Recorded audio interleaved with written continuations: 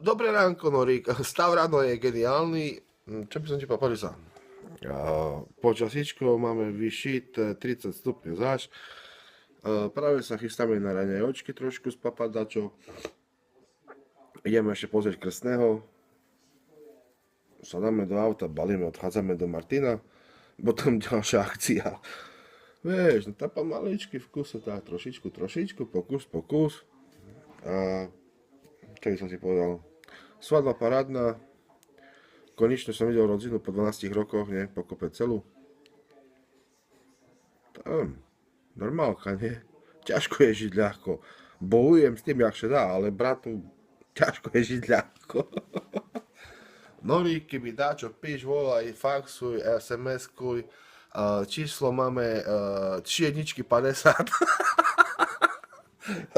Pozdrava drsa. Palenku ti kúpim, neboj sa, nič vypiješ.